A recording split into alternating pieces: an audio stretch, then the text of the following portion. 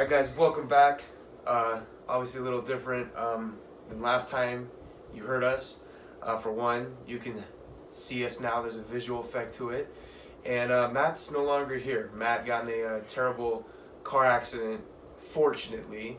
And now I have a new partner, Jim Schwartz, who is your student at CSN and has a .6, 0.5 GPA. And is majoring in journalism there. And what's your grade in there? I'm assuming if below 50. There's actually a 50% in that class. 50% in that class. No, I said there's an actual thing because when I looked, it's like 0 point something. Oh, so you're not doing too well then. This is Jim Schwartz, obviously a big upgrade than Matt Rafferty, who's just too smart. 3.3 GPA at a tier 1 university. UNLV, you need that here. But obviously, good to be back. It's been a while. It's been a couple weeks. And now you can actually see us, and this is going to be the new approach we're taking to things here. And last time you saw us, UNLV did not have a basketball coach. We were in the process of the hectic search after they fired Marvin Menzies after 3 seasons. And now obviously last week actually, they hired TJ Otzelberger. I said his name right, from South Dakota State. For those who don't know who TJ Otzelberger is, he spent 3 seasons at South Dakota State, went 70-33, made 2 NCAA tournaments, won 3 regular season conference titles, won 2 tournament championships, was an assistant at Iowa State, and was an assistant at, I believe, Creighton, under Mr. McDermott. So he has a lot of experience, is a good recruiter. Matt, and after we went to the press conference, obviously, now that you know a little more about the candidate or the new coach, how do you feel about Mr. TJ Otzelberger? I like the hire. I think it's a good hire. The fan reaction was kind of interesting because when he first got hired, a lot of fans were not sold about this. Oh no! It sounded like even a lot of the boosters didn't like this hire. But it seemed like everybody started to take a deep breath. They started kind of embracing this guy. And I think they've understood that let's at least give him a chance to see if he's going to work out. And worst case scenario is he doesn't work out. And, I mean, it sucks. Then we're screwed, you know? Yeah, it sucks for UNLV. I mean, but, you know, it's UNLV. We're kind of used to this crap by now. Yeah, since Kruger just really... But I think... Brace yourselves. I think we should give him a chance. It sounds like we're heading in a really good direction. He... for sure won over the press conference. Oh yeah, definitely a lot more exciting than Menzies. And Menzies' press conference was just it was I wanted this job. Well, for one, his most exciting quote was, out of the entire candidate pool, I was the guy who wanted the job most from Menzies. TJ was up there saying he was going to re-recruit these young players. He was going to fill out the Thomas and Mack. Holy cow! He talked to Lon Kruger for hours. He's going to recruit. They're going to play big teams. They're going to play big schedules. He's like, year 1, I'm looking to compete for a conference championship. And then he even said, I want to win national championships here. And he says, I know it can. He was just confident. He lit up the room. He legitimately, I was getting excited as a fan, you know, watching this program since I was 6 years old. And the same for you. You know, I could tell from your standpoint that we were both getting legitimately excited. The fans that were there were getting excited. There was energy, and there was a sense of hope. And that's something that hasn't been felt inside that building, the Thomas and Mack, since you think of a time there was hope in that building. I mean, maybe since the Dave Rice era, his second season, it felt good. It felt like the future was bright. Obviously, and he even said it, anybody can go up there and say they're going to do all this and they want to do all this. Can they actually execute is the big question. So do you think he's going to be able to actually execute this plan? I think so. I think the direction he's heading, the plan that he's laid out is a solid one. And with some other circumstances we'll get into later on, obviously happening in the Mountain West, I think this door is opening wider and wider for UNLV to make a bang in this first year. Getting a Power 5 conference too. Yeah, even to make a strong case for a Power 5 move. I'm not saying it's going to be overnight, but I think if we can make a dominant force, make our names known in the Mountain West again, be relevant, I think we have a strong enough case for sure for high seed in the NIT and maybe even taking a shot at the NCAA tourney this year, depending on the record. Depends on who's on the roster too. Right. And who they're playing in the conference. But I think you also mentioned it. Correct me if I'm wrong. I don't believe any fans or students were allowed in the Marvin Menzies press conference. Well, I think there's a reasoning behind that. The Chris Beard one was open to the public, and then obviously had that whole fiasco, and then people were really upset with Marvin Menzies and the state of the program because it was a complete dumpster fire after that. So probably just because like UNLV was like, we don't want any fans in here, you know, spouting nonsense in the back. Yeah. You know, of the Mendenhall Center. So I think that was a smart idea because the state of the program at the time and how upset everybody was with UNLV athletics, and I'm pretty sure everyone hated Tina Krinzer Murphy, the current athletic director at the time. So that's probably the reason why it was just media and boosters. But yeah, alumni. And for those obviously that weren't at the press conference, it was a great atmosphere. We literally rolled the red carpet out for TJO. Came out of a helicopter. Got a helicopter ride around Vegas, which landed in front of the Thomas and Mack. Rolled out the red carpet. And really, this press conference was like every journalist's dream when you go to write an article. It was like an MBA. Because he just kept feeding you quotes. And there were so many. It was, as a journalist, it's like, I don't know which ones to go with because they're all so good. I know, obviously, writing a few pieces on it, I was so excited writing this that it was like an overwhelming amount of like joy and happiness because I had all this to write about. Now, had I had to write this about Menzies, it would have been drier than my piece of toast in the morning. It's awful. But I think it's obviously a process. We're not going to get to number one in the Mountain West overnight, but I think we can make really big strides in it. And I think he said it best. He said, "Look, our best bet right now is we need to re-recruit all these guys that are currently on the team, or I guess currently." And he was staring. My favorite part about that entire thing, he was staring right at the players, and I believe even pointing at some of them. Pointing at the players. I couldn't see them too well to see what their reaction was from it, and then you could just kind of see the fans' feedback from it. Just as soon as that quote ended, it's kind of like he knew what he was doing because as soon as he said it, he paused, and then the fans started cheering, and there was like an uproar of fans being happy and could go ahead and continue. And I think it was a good move by the athletic department, making this open to the public, making it open to the students, and you gotta get the fans back. And to go on that, I've heard that more practices are going to be open to the public and students. Kruger did that. Something that Menzies even Rice did that. Never did that. I say Menzies never did that, and there's just going to be more fan involvement, is what it's sounding like, which is what ultimately I think the fan base wants. Is they want the fans, they want to be involved, and even a lot of the students. I was talking to a few of them past couple days on campus. They said, "Look, when we went to the game, we got nothing from Menzies. No, hey, you got that Canes 3 combo. Right, if UNLV made, what was it? If UNLV made three three-pointers, you get a 3-finger combo from Canes. So that's from the players, man. That's not from Menzies. They just asked the athletic director was probably like, give the fans something, and Menzies was like, God, they probably just asked him to be on the promo thing so that he... Oh, he loved Canes. He was probably there. Lord. That's not bashment.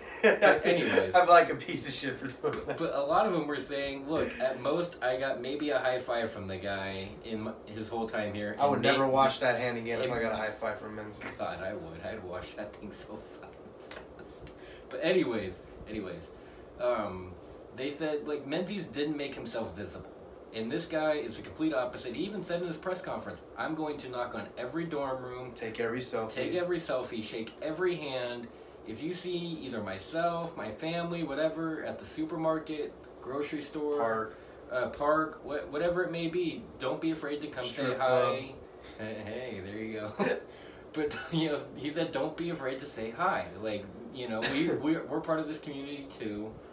And, he's obviously saying a lot of the right things to win the fans over. Whether or not it's going to translate to the court is still yet to be seen, but I think he knows that there's a lot of external factors that need to happen to get the fans excited for the on-the-court stuff. But he also knows that the fans need to first show up to the game. Yeah. Because they don't show up, they're going to miss a lot of probably good basketball. And, I mean, this is the same coach whose team scored, I believe, 91 points in a first half.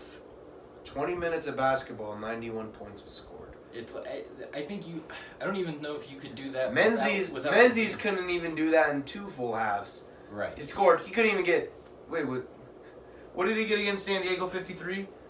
Yeah, maybe. So he barely got half. And he got. They lost like 53-61 to San Diego. Right. His last game. And really, I've kind of been thinking about this the past couple of days. The fans, the only time they were really ever engaged in the Menzies era was if we were nearing the Raising Cane's promotion or we were getting close to 77 points so that all the fans could get 2 free tacos from Taco Bell. Like that's the I thought it was Del Taco. Or Del Taco.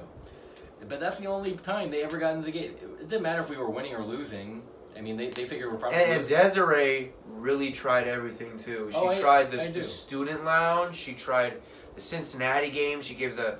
If you bought tickets for... It was like $79 if you bought tickets to that game. Then you got 3 other games of your choice. You got free Cane's meal. You got a UNLV hat. Mm-hmm. And then before the game, they had like all the jumpy houses. Yep. They had the free food. They had the video games all set up. She legitimately tried, but people were just like... He's not an exciting coach. He ran a slow... What amazed me about Menzies, but I still don't understand, is he went out and recruited these high, explosive offensive players. Amari Hardy, 30 points a game in high school. Bryce Hamilton, a pure scorer. I mean, 20 points a game. He could create space. He's a great shooter.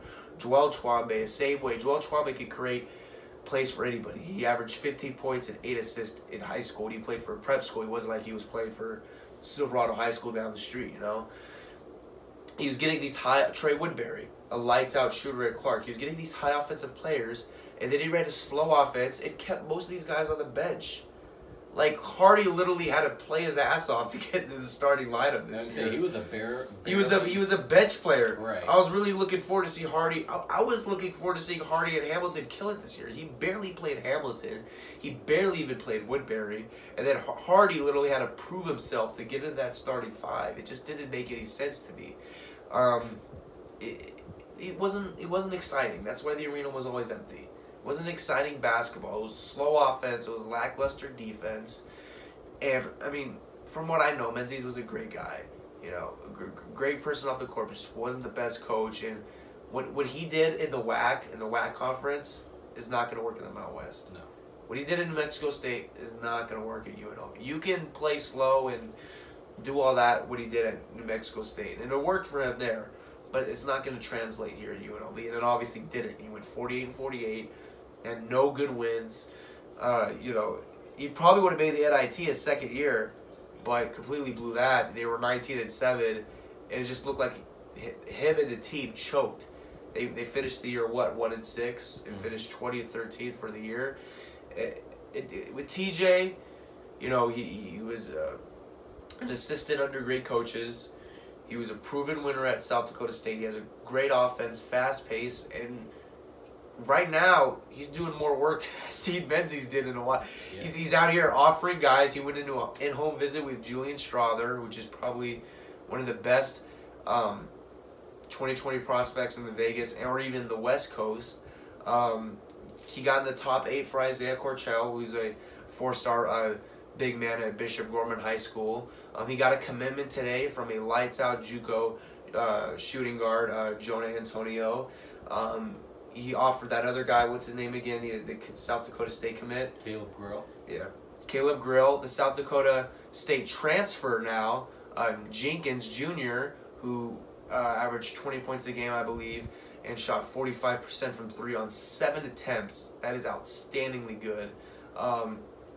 Is likely now the UNLV's favorite destination because he wants to play with TJ Otzelberger. I mean, this guy wants to win. He means business.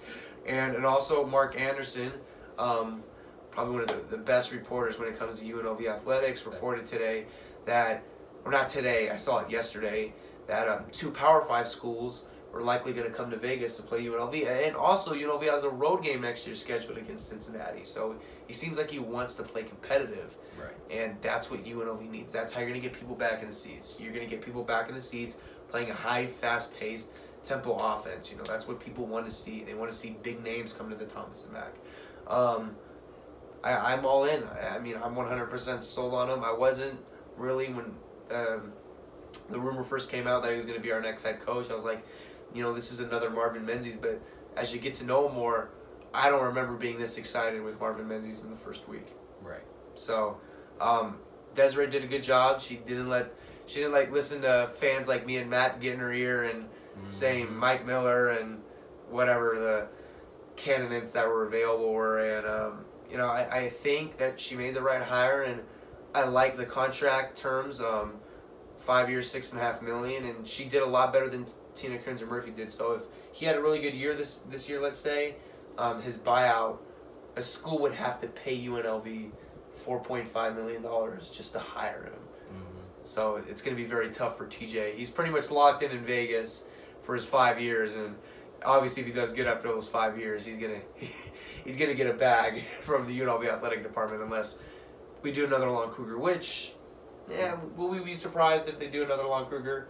Nah, they'll probably let TJ walk out the door, and then we'll start back at zero, because that's what UNLV does. They don't like paying proven coaches. Right. So, now Matt, now they've got that out of the way, who do you expect to be on the team next year?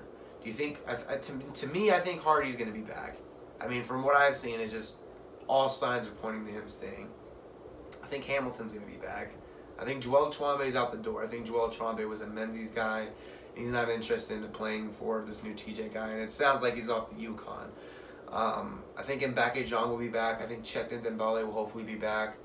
In your opinion, who do you think will be back, and who does he really need to, you know, focus on bringing back? Who needs to be his, 3 top guys to make sure they stay with UNLV? Yeah, well, I did want to give you a big shout out for getting the contract terms correctly. I know some media outlets during some interviews with the AD didn't get that correct. It was Sorry. Pretty painful actually to listen to. So props to Joey for speaking facts, speaking the truth about contract terms. But I think Tomway, it sounds like he's not going to be back, unfortunately. As much as I like him, as much as he brings to us, I would say as much as he brings to our offense, Houston does a little bit. I get the same feeling he's not going to be back. I think you can pretty much count out JTT. I sense he's going to go to Baylor because he did visit Baylor over the weekend. Oh, he visited. Where did you see he visited Baylor? It was tweeted out, and I believe it was even on his story, I want to say. Oh. But I found that out that JTT went to Baylor, so I get the same feeling, kind of like with Tomway, that they're both out, along with Houston, who wasn't present at the press conference. Only him and Terrell Beck were the only players. And reportedly didn't even pick up the phone on the first Skype meeting where TJ had Skyped all the players when he first was hired. That was the report. Whether or not it's true is yet to be found, but reportedly that's what happened. So, given that, I do sense Hardy's going to be back. From everything it's looking like, you know, like in... second leading scorer last year, too. Right. I mean, you talk about all the signs, like he's, you know, obviously liked Jonah Antonio's post that he put out today. Followed him. Is wearing UNLV gear, was spotted at the Big Baller Brand All-American game wearing his UNLV gear, wearing a UNLV shirt. I get posted a UNLV him in his UNLV gear today. I was gonna say with the family shirt and says UNLV. Exactly. I find it would take, I think, a miracle for him not to. I would honestly be shocked if I would be really shocked. I would probably be crying too, because I think that's gonna hurt if Hardy's not back. I think if we can get Hardy, if Hardy stays, I believe we can get Hamilton. Hardy and Hamilton, a Hardy Hamilton backcourt next year. And I believe our 6-man, I think it could be Trey Woodbury. I feel like Trey fits in with TJ's system better than he did with Marvin's. This system is designed for Trey. It's a fast pace. shoot threes. He does catch and shoot threes right up his alleyway. Like I said, he's gonna only be a sophomore next year. I can't imagine he'd be starting unless obviously one of the bigger names goes down. But I could absolutely see him as a sixth man, or at least somebody that gets considerable more minutes than he did this year. I think Chekna will stay. I feel Mbake is going to stay. And then for the players coming in, I see Jonah. Jonah's a lock, and I have a feeling Caleb Grill is going to come, only because I think Jonah committing today really took a step in the right direction, and maybe can even convince Caleb. I think we'll get Jenkins Jr. from South Dakota State. I was just getting to that point too. I believe Jenkins Jr. is absolutely coming to UNLV. If he didn't come to UNLV, I'd actually be shocked, and I think that'd kind of be a slap in the face to TJ.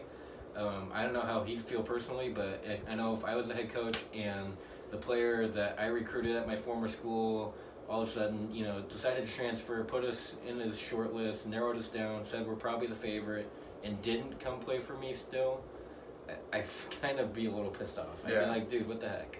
But I feel like Jenkins Jr., who I think will come in and be a starter right away. Oh, he'll have to sit. He's sitting one play too. Oh, is he? That's just let's talk about that real quick. That is the dumbest rule. Why if your coach just left the program or a coach was fired, why does the transfer have to sit out a year? That should be under that exception. The NCAA makes no sense to me. Just like how players can't make money off their own name. That's ridiculous. So I mean, someone's buying a Zion jersey. Zion should get that money. Right. It's fucking ridiculous. Okay, I did forget about that rule. Sorry, NCAA. You have too many damn rules. You have so many. Exactly. All hail NCAA. Exactly. We don't want to get UNLV a ban here, so let's stop talking bad about the NCAA. Exactly. This will be a reason to get UNLV a ban. Exactly. So they'll find the way. Just like with Derek Jones, who, what was it? He failed or was failing high school or something, and then they went back and he had like a 3.1 GPA. Yeah, exactly. And the NCAA was like, "Oh, we're still investigating, but he can practice. He can't play though," and it threw off UNLV season. So good job, NCAA. So, okay, even if he has to sit, you know Caleb Rowe's going to be able to play right away. You know Jonah Antonio is going to be able to play right away, if I'm not mistaken, because I don't... Again, that's probably another set of rules. He's eligible. He's eligible, supposedly, but NCAA might be like, oh, hey, whoa. That could change. They could sense that UNLV is actually getting better at basketball, and all of a sudden go... They void the TJ Otzelberger hire. And they make us stay with Marvin Menzies. They're like, you got to rehire Menzies. You can't bring in this guy. Menzies like, yeah, bad. So I think with those pieces, if he can get a couple more guys that can play hard, and I put it back, kind of think of it as this way. If you can get 3 stars that can play as a 5-star level at any given point in the season, and I like 3 and 4 stars better than 5 stars. Exactly. I'm not one and done. Yeah, because if you can give me 5 3-stars that will give me 100% every game, and will stay for 4 years. Right, and that's a lot of things that some of these guys have even mentioned and hinted at. I want to go to a place that I can play 4 years of college basketball. That's Hardy. That Hardy, unless he has a phenomenal breakout year next year, he's a 4-year player. Right. And I think with Hardy staying, you look into future years classes, that could obviously sway Jaden Hardy to come to UNLV. That would be. Like, depending on how this visit went, it sounded like it went pretty good, but if this visit went pretty good with Julian Strother, that could sway him to come to UNLV. His sister. I still got Gonzaga as the favorite. I'm saying that's more of a long shot than Jaden Hardy, but you also have to remember his sister does play for the Lady Rebels, Paris Strother. Yep. So maybe following in Big Sis's footsteps a little bit. You never know. And I think another guy to keep your eye out on would be Jalen Green. Because it seems like that 3... Jalen Green's probably... I don't know. I think... He likes Mike Miller. If I had to bet on Jalen Green, as long as Mike Miller's still at Memphis, I'm going to go Memphis for Jalen Green. You never know. I mean, if... That would be great. I'm not saying it's impossible. But from what it's he's got a longer relationship with Mike Miller. He's got a better relationship with Mike Miller. and Memphis, you got Penny Hardaway as the coach. It just sounds like these 5 stars. Memphis is going to be like the new Duke in Kentucky soon. These 5 stars are just going to be flowing in and out of there. Yeah, I mean, I do think that's going to be a long shot, but I do think if we can put out a good product this year, you know, win some games, make some noise, same thing for next year. You never know. Things have changed. Kids change their mind on where they want to go to school. Their list changes. New schools get added. It's all about who's hot right now. So if UNLV can get hot, they can get relevant. They can get some of these kids to put UNLV in that short list, and that's really it comes down to winning. And Desiree Reed-Francois really said it best in her recent press conferences of, look, it comes down to this: we need to win. Like she has, to me, we need to put people in the seats. She has a win now mentality. It's pretty clear that she wants to win sooner rather than later, and I think, you know, obviously going back a little bit, she made a move that was bold, and that's why I gave her the Rebel of the Week this week, because she did something that most ADs would be scared out of their minds to do, and went against the boosters, went against the fans, sat down and made her own conscious decision. And none of the contract money is booster money. No, it's all athletic department, I believe. Yeah, none of it's boosters. So if, like, you know, if TJ's like, let's say 9-7 in his first year, and you got the boosters like, fire him now. She doesn't have to. She's like, well, guess who's paying for it? Right. Screw off. Right. So if I hate to say it, if it does go south, we could be stuck with 5 years of terrible basketball, or we could be the better scenario, which we think is going to happen. We're going to be blessed with 5 years of basketball, and then a lot more. Hopefully. Because, you know, we are saving the boosters $6.5 million that they can save up for his contract extension. Yeah, there you go. Start getting a little jar of boosters and just that way when all the change from your grocery shop. Yeah, that way when contract extension time rolls around, you just TJ. But obviously, UNLV looking bright, but up north at UNR, it's a little rocky up there. Looking a little shaky up there. How's it hanging, Wolfpack fans? Yeah, it's a toxic situation going on right now. Excuse me. Eric Musselman. I mean, didn't we say this last year? I mean, it's not official yet. Knowing my luck, it will probably turn up against me, and he'll be back within the Wolfpack. But me and you last year, you know, Nevada fans were chirping. Musselman's back. He's never leaving. I'm like, why would he leave? He's got a potential. This was supposed to be your greatest team ever, and I thought so too. And Matt kept telling me, he's like, Josie, they're not going to be that good. They're not going to be that good. I'm like, Matt, you're just hating against UNR because that's UNLV's rival. This team is going to be insanely good. And Matt kept telling me, nope. It looked like I was right at first. They got off to a 13-0, 14-0 start, or 16-0, huh? Mm-hmm. And number 5 in the country. And then after that, they won the Mountain West regular season title. They were 28-3. They lost in the semifinal. They were 29-4. And then they lost in the first round of the NCAA tournament. And this was supposed to be a Final Four team, guys. And they went from that to a 7 seed, losing in the first round of the NCAA tournament. And it looks like Eric Musselman, he lost his entire starting 5. They were all seniors, so they all graduated, so there's nothing he could really do, obviously, just the rules. You're senior, you graduate.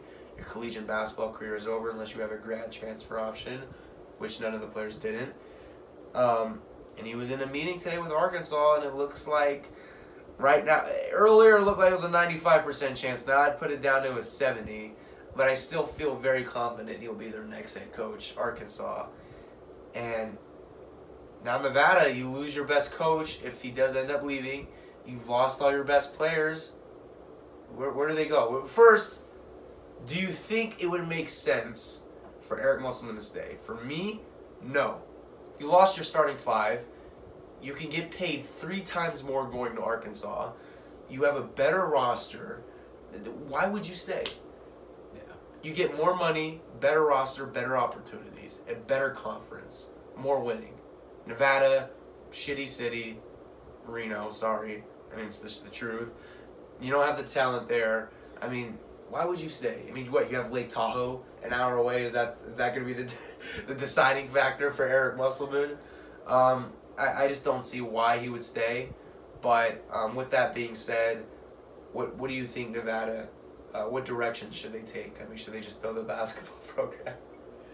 Well, first off, I gotta say, Pack fans, where you at? I don't hear I y'all. know that chirping. I don't hear y'all now. I all that chirping. It was just now we have the cannon and it looks like never felt so much good. And now we have the cannon and it looks like told y'all you weren't gonna be that good. Running Rebel basketball will own the state again. Told y'all you were not gonna be that good this year. They just Matt choked all year. Choked. Go ahead though. So what should they do if Oh, I think they need to hit the reset button because that's what Eric Musselman said. He said, "I'm going to Arkansas. My whole starting five is gone. My team's gonna suck next year. I can make a lot more money down in Arkansas. My team won't suck. I'm going to make more money, better conference to play in, better promising roster, and really, I mean, I didn't necessarily mind Musselman. I didn't like him that he was at Reno. Now, forget about it. We're done, dude. Your wife now goes to the Review Journal and says, oh, he's in Reno and doesn't plan to go anywhere, when there's photographic evidence of him in a meeting with Arkansas, and there's now and the Nevada fans believed her. And that's the best part. And don't get me wrong, I believed that report for like 5 minutes. And honestly, 5 minutes. And then I did some more research, and I was like, oh, you're full of crap. So, and there's a press conference literally set up right now in Arkansas. He's gone. Yeah, he has to. He's waiting. If he stays, I'm gonna be so upset. If he stays, I'm gonna be upset. And I'm not gonna be upset because Nevada's not gonna be that good regardless next year. But I'm going to be upset at him for how could you blow this? If he stays, and even if he doesn't, if I was his wife, I'd be like, I'm leaving you. You could have tripled your salary exactly. And we would be in a better place. And we're here stuck in fucking Reno on a smaller salary on a shitty team. What are you doing? Yeah, they could go from being on welfare to, actually making some good money. But anyways, that's beside the point. But, if he stays, even if he doesn't, I think the Rebellion needs to be sold out. The Thomas and Mack needs to be sold out. And everybody needs to get down to Thomas and Mack Center when they play Reno to serenade Eric Musselman. Just to serenade him. For being... just for everything. If he stays, even if he doesn't, serenade the Reno. Oh yeah, serenade Reno, obviously. Because their fans were chirping, blah, blah, blah, blah, blah, blah, blah, and then we won the football cannon, so that was a step in the right direction. Oh yeah, and and I love their excuses from that. They blame the refs for blowing a 23. Imagine blaming the refs, right, for blowing a 23-point lead. I they were up by, 4 touchdowns? 3 touchdowns and a field goal. Right. Joe, you and I were there. It was cold that night. We were on the verge of just saying, you know what, this... It was 23-0. I was like, let's get the fuck out of here. Lexington Thomas scored. And I was like, you know what? I paid 23-14. And I was like, oh, hold on. It's interesting. Still think we're going to lose. 23-21. I'm like, hold on, Matt. Hold on. Nevada gets a field goal, 26-21. I'm like, okay, let's slow down. We're getting a little too excited. UNLV scores. We're up 28-26. I'm like, holy shit. The 28-29. Marty Rogers drives down, gets the 34-29 lead, blows. I remember this so well. Blows the 2-point conversion. We're up 34-29. 1:30 left. Nevada's marching down the field. I'm like, God damn it. We're gonna let them score. They're on the 20-yard line.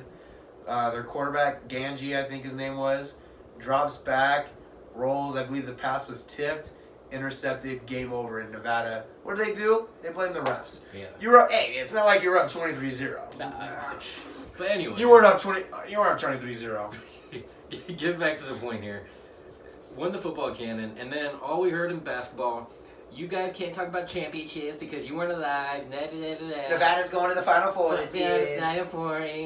And then they became really silent once the tournament ended for them. Yeah. I just feel like the players, they had too much talent. Oh, they did. That's a thing, by the way. People say that's not a thing. That's absolutely a thing. I mean, I would say it happened with Duke this past weekend. They had too much talent. When you have, I just think they were too young, to be honest. But when you have Nevada, all seniors, and all these guys were previously averaging 20 points a game, everyone wants to go to the NBA. You think they're going to sit there and take smaller roles? You're going to be like, hey, I'll sit back and No. I'll be the facilitator of this team. I'll let you guys do your thing. And No, it's a when it's cutthroat. necessary, I want to, when it's necessary, I'll score. No, it's, I want the ball in my hand. I want to get the shots. You could see with Caleb Martin just taking ridiculous shots, especially in that tournament. He shot, 3 of 18? Mm-hmm. Completely hurt that team. So I just think they had too much talent, just too deep of a roster. I think that was really the problem. I don't know if I want to put that blame on Eric Musselman, but I mean that's exactly what happened, and Matt was right, and I just couldn't see a way. Before the season, I didn't see how that team would lose a game, and obviously I was wrong. And now it seems like he's off to Arkansas. But who do you think would be a realistic? And all jokes aside here, who do you think would be a realistic candidate to replace Eric Musselman? And a Twitter page said it's still it's a good job destination, and then that they can get the program back on track, or they'll keep the program on track because the program's already back on track by losing their 5 or 6 leading scorers. So, I mean, you made a good point earlier today. I think Dave Rice could be a good fit. assistant there. I think Reno is going to be one of those that just looks at records and goes, okay, that sounds good. 9854 assistant here. Check. It doesn't look at the substance behind the record and how it was formed. And I think Look at Luke Walton's Laker record. I mean, not Laker. Golden State Warrior record. Yeah. He's in 37-4. Right. Exactly. So He's Luke, next and good Luke coach might be on the for the hot Lakers, seat. then. Luke's on the hot seat. You never Oh, know. yeah, he's done. Yeah. Bye, Lukey. Yeah. LeBron's gonna get his way. He's gonna get rid of Luke, and it's gonna be Bye, Lukey. But I don't think they can afford anything more than a Dave Rice. To be honest with you, I mean, We get a Menzies. oh Well, look at his New Mexico State. No, Joe. He's got a bigger and better. Oh offer. yes, Marvin Menzies. Did we already bring it up? We did not. I was waiting Marvin for this. Menzies breaking. Looks like he's going to be an assistant coach at Grand Canyon University. A bigger and better offer than UNLV. Chill, I Menzies. can't say that with a straight face. Chill, Menzies. You need to chill, bro. Man, Desiree. How much do you think an assistant gets paid there? Like Maybe $50,000 and 12 grand in Cane's gift cards? probably that's probably why he's taking the job. Wait, I'm not necessarily worried about the salary here. You talking about how many Cane's gift cards? Hold on. Hold on. You got 1 Cane's card. We got 2 Cane's cards. We got 3 Cane's cards. I mean, Oh my- shit. This you know, rounds it up to a $100,000 a year salary. I bet you Desiree was in her office today looking at that and just laughing. Laughed. It's like, oh my. Damn, I can't pick this card. This is These are the Chick-fil-A cards, by the way. It's like really? This is the guy I fired, and this is his next offer. My favorite, if that story was Wow. indeed true, my favorite Menzies story is the day after the season ended this year, he went into Desiree's. If this is true, I don't know if this is true. This was from the Vegas take, so I don't know. But a little shaky on that one. if he indeed did go to Desiree Reed Francois' office and ask for an extension, I would pay to see the look on Desiree's face. I bet you Desiree was like, "Are you fucking me?" Supposedly she was gonna wait till the end of this month to make a decision, and if that's indeed true, and Menzies came in and was like, "Hey, I want an extension," she's probably like, "Get the fuck out, And you're done." Nope. it sounded like from reports that she was planning on keeping Menzies. It Yeah. sounded that way. Well, I think she kind of came to the realization it was just like, he's not gonna fill up seats. Right. He's not gonna schedule anyone big. His biggest home game next year will be fucking UC Irvine or something. They made the tournament last year, so we Right. gotta get UC Irvine here. He didn't play anyone good. He played boring. She just realized, probably that night going to sleep, she's just like, no one's gonna come to these games. People are already threatening. There's people at the game saying, "Not my basketball coach signs." People are threatening to not renew season tickets if he was head coach. And So it was just like, come on. and funny you bring up season tickets. They went on sale yesterday, and from what I heard, went up $20 from last year. And there's also now a new incentive. If I think the first 200 people to buy season tickets or renew, I think get a mini basketball signed by TJO. Johnsenberger. I mean, Mr. Atzenberger. so I think this is another good step in the right direction by the marketing team of the Athletics. I don't know why they raised the price, really. I think maybe they felt like this was. They must have a really good feeling. I think so. Yeah. And also, we forgot to mention this in the contract terms, but also the incentives came out too. The bonuses. His bonuses, yes. So 25K for 25K if he wins the regular Mountain West regular season. 25 for tournament. 25 for the tournament. I believe 50K for an at-large. No, it's 25K for a tournament bid. Right. 50K for a tournament win. Right. 75K for a Final Four. Or maybe, I think it was it might have been 75 or 100. Right? 75K for the Final Four, and it was 100K 100 if he won it. If he won the whole thing. So, and I saw that, and I kind of started laughing because it was like, that's so low.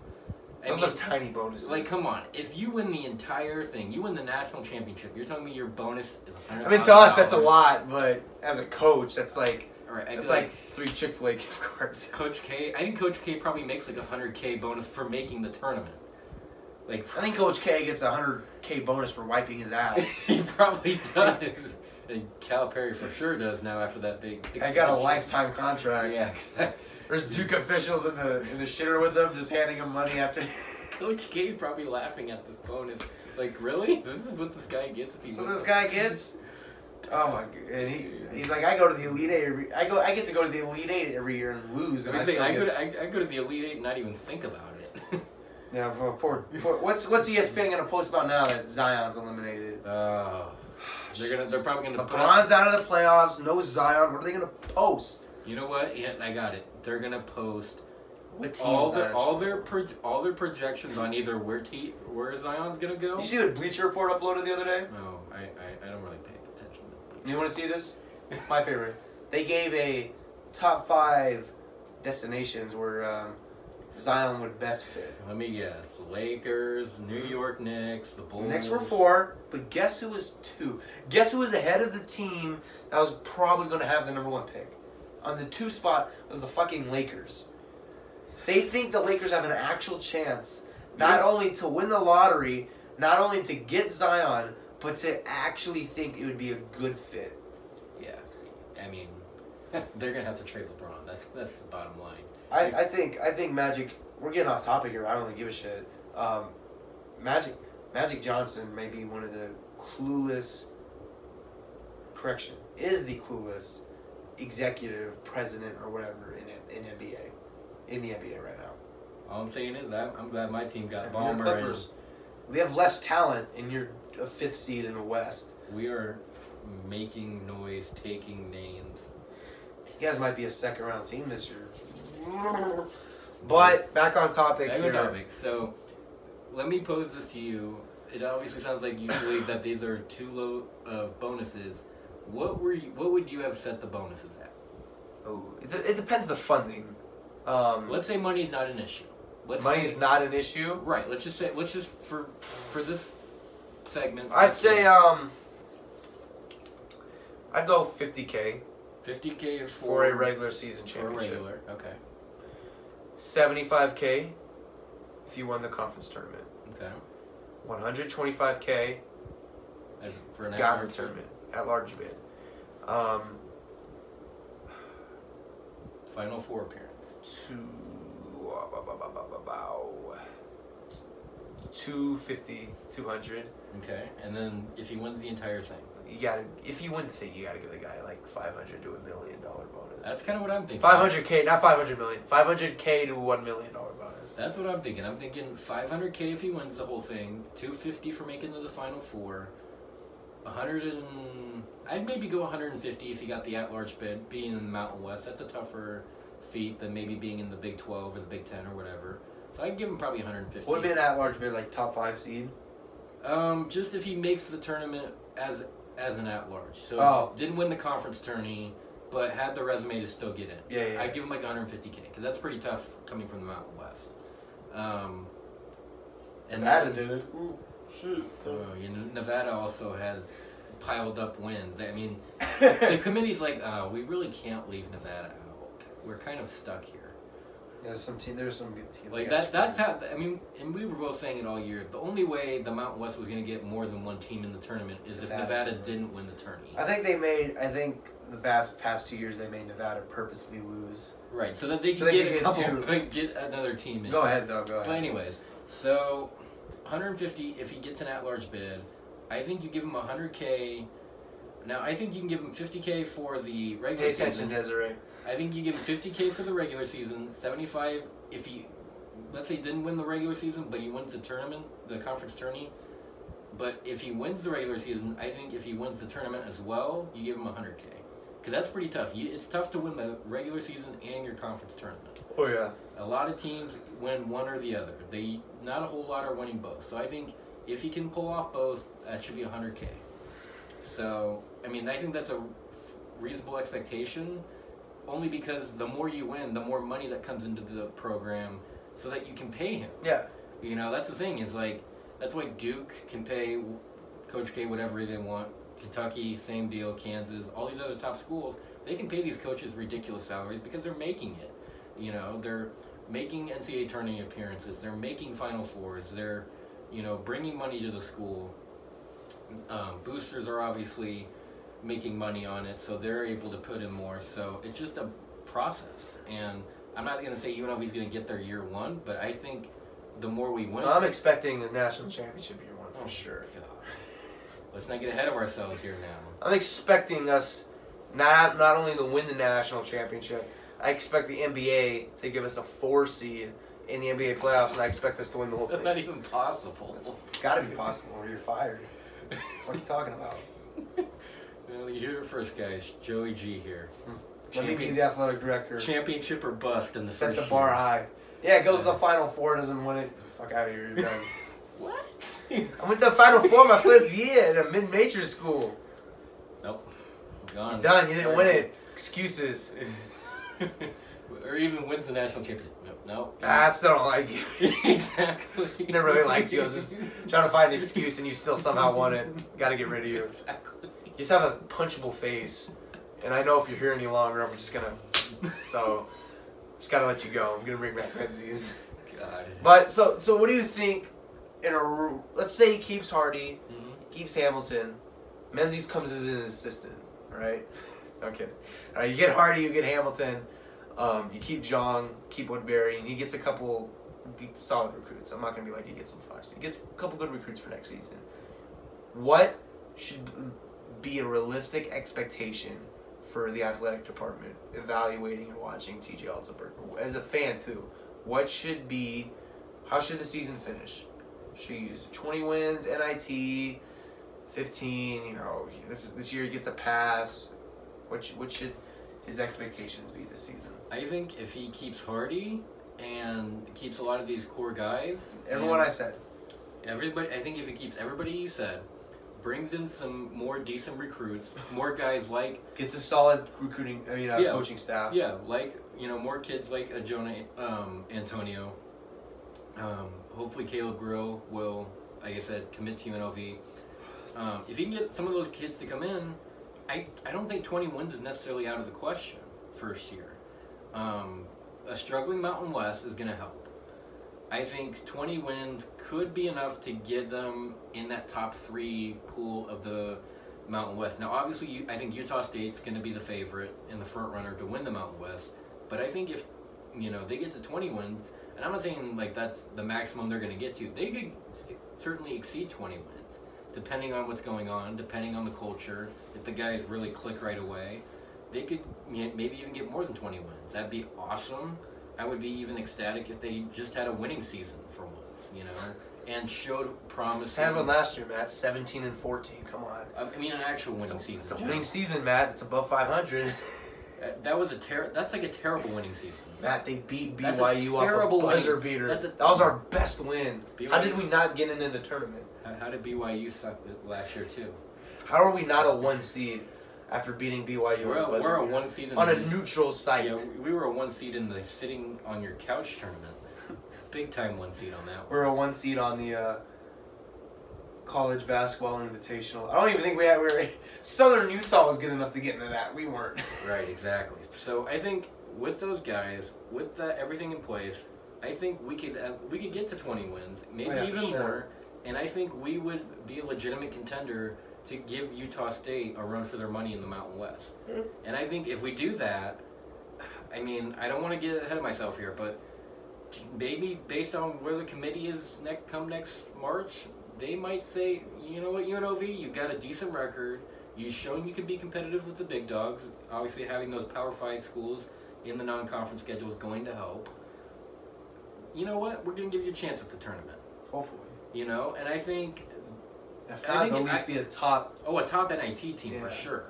I think if they get to 20 or more wins, they'll be on that borderline. I think that's to me, the minimum for him next year should be either an NIT bid or you win the CBI championship.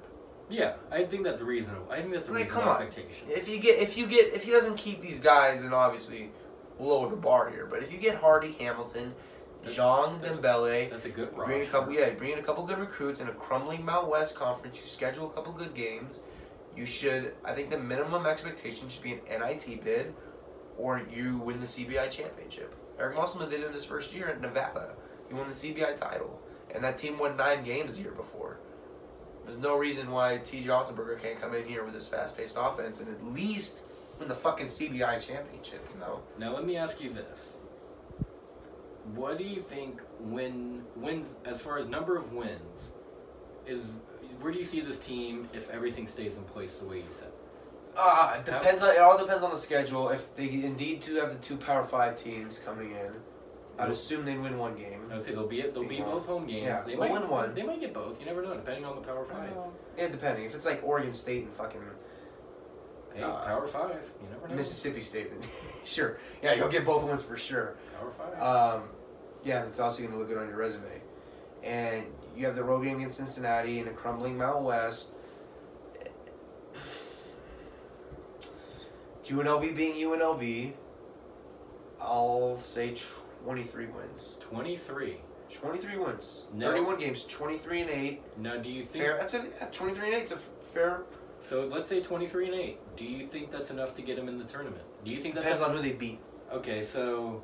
I think if you make a good point. If they, let's say, in those 2 Power 5... Utah State will be a top 25 team next year. Right. So let's split with Utah State.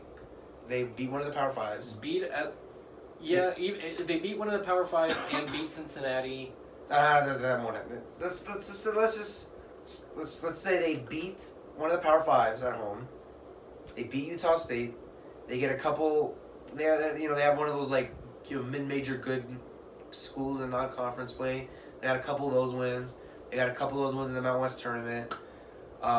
Let's say they make it to the championship game in the Mountain West tournament and lose. The only way I would see them getting in would be in the 11th seed in the round of the first four, the playing game basically.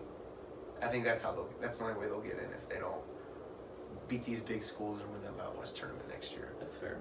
And if they don't get that, then they'll be a 1 or 2 seed in the NIT tournament, being a 23-8 team and having those wins. Obviously, they'll be 25-9, 25-9. Mm-hmm. They'll be 25-9 finishing through the Mountain West tournament. You have a couple good wins. I think that should be good enough to get you the 11th seed and playing in the first 4. Yeah, that's good enough. I mean, Arizona State was what 23-11 this year, and their only good win was Kansas, really. Right. And I mean, Kansas was number 1 at the time, but Kansas after that loss drastically fell off, and Kansas lost in the second round of the NCAA tournament. So, as for you, what do you think they'll be next year? What do you in terms of record? Record-wise, I'm gonna give them. You went 25 last year. that was a terrible mistake. I forgot that Menzies was still our coach then. So I'm gonna give him. I'll give him 21 and 21-22. I'm bouncing between the two. I could see. Pick one. You gotta pick one. I'll go 22. 22-9. 24-10 will be your record. Yeah. I'll give them 24. So do you think they get in the tournament? Do you think that's good enough to get them into a play game at least? Absolutely. Think so? If they have the wins they say they have? At least a playing game. I mean, to me, if they don't at least get the playing game, I feel they would have gotten snubbed from the tournament. I would legitimately. If they don't get it, they better be a 1 seed in the NIT. Oh yeah. Otherwise, then we know for sure the system's rigged. Oh yeah. I mean, yeah, it's going to be interesting for sure next year. He's got to schedule these big dogs like he's saying. He's got to at least split the series with Utah State, since that's going to be I think Boise State will be solid next year too. Since Utah State's going to be the only solid, really good team in the conference next year, so you got to at least split that series.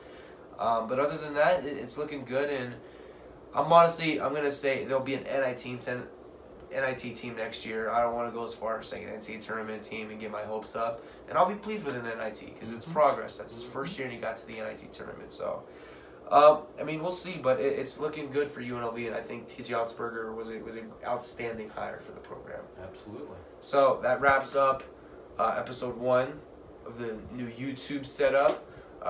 We appreciate you guys watching. We obviously appreciate your support. Appreciate your condolences to Matt Raftery. Schwartzy here did a pretty good job holding the fort down. Obviously, for those of you who don't have a sense of humor, Matt's fine. This is Matt Raftery right here. He's not dead. So just a late April Fool's joke. Late April Fool's Day. April 2nd, almost April 3rd. So again, we appreciate your support, Matt. Any closing words you have? It's going to be an exciting time for UNLV. Promising. Get out to Sam Boyd in the last year of Sam Beautiful Boyd. Sam Boyd Stadium. Last year of Sam Boyd. Support your Rebels onto a bowl game. Get to Thomas and Mack right after, and support them on to maybe an NCAA tournament run. Go Rebels.